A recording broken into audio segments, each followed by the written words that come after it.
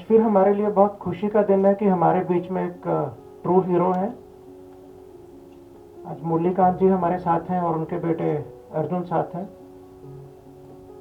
आपने देखा कि मुरलीकांत जी ने देश के लिए गोलियां खाई थी 9, और आज उनके बेटे अर्जुन गोलियां बनाने का काम करते हैं ऑर्डिनेंस फैक्ट्री में। और पता नहीं कितनी दुश्मनों को लग चुकी होंगी, 9 से ज़्यादा लग चुकी होंगी अभी तक। इनका जन्म महाराष्ट्र के सांगली में इस्लामपुर है। मैं महाराष्ट्र का एड्रेस मैंने देखा हुआ वो इलाका, तो वहाँ पे 1 नवंबर 44 को हुआ था। तो अब 80 साल पूरे होने वाले हैं। और महाराष्ट्र में 80 साल का बहुत सिग्निफिकेंस होता है कि आपने 1000 मोन साइकिल देख ली है। इसलिए जो 80 साल का होता है उसको बहुत लकी मानते हैं। तो हम बिल्कुल 1 नवंबर को भी इनके साथ मनाना चाहेंगे, बिल्कुल डिपार्टमेंट की तरफ से।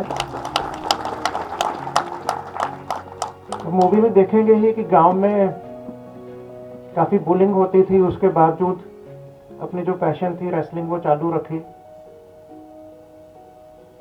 आर्मी में गए 1965 वॉर में, सियालकोट सेक्टर में पोस्टेड थे, तो वहाँ पे 9 गोलियां लगी।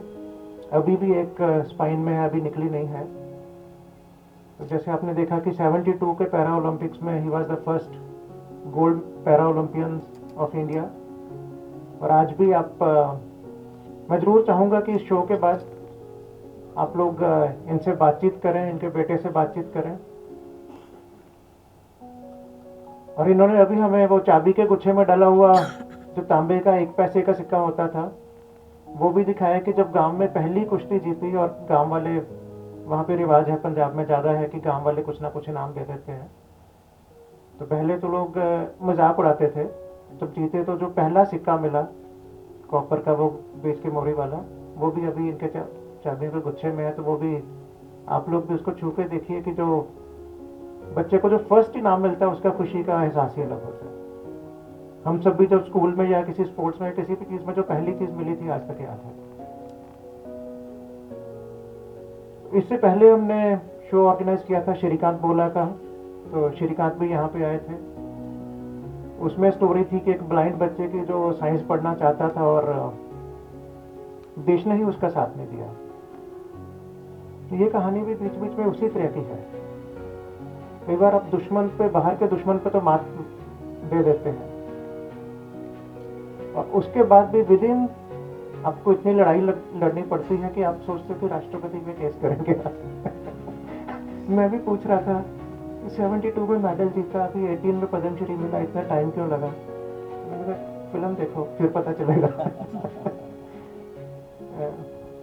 यहाँ पे मुरलीकांत जी आज हमारे डिपार्टमेंट के बहुत सारे लोग हैं, हमारे फील्ड ऑफिसेज हैं। तो मैं तो 1.5 साल से पोस्टेड हूँ इस खाते में, पर ये विभाग पूरे देश के कितने दिव्यांग कोई जानता नहीं। सरकार कहती है 3 करोड़ हैं, प्राइवेट लोग कहते हैं 10 करोड़ दिव्यांग हैं, हो सकता है बीच का कुछ आंकड़ा हो। तो सभी की अलग अलग स्ट्रगल है। जो हियरिंग इम्पेयर्ड है उनकी अलग स्ट्रगल है। शाहरुख जैसे हमारे यंग प्रोफेशनल हैं, ही 100% विजुअली इम्पेयर्ड, और फिर भी एंकरिंग का काम और सब काम यही करते हैं हमारे।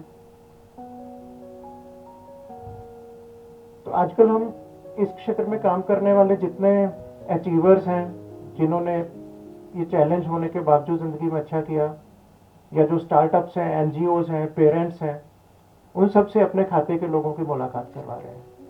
क्योंकि हम लोग जब जिस कम्युनिटी के लिए काम कर रहे हैं उसके साथ मेल जोल करेंगे, तभी हमें फाइलों में हम ढंग से कुछ लिखेंगे और मन में आएगा कि ये सरकार ने मौका दिया, हम कुछ करें कम्युनिटी के लिए।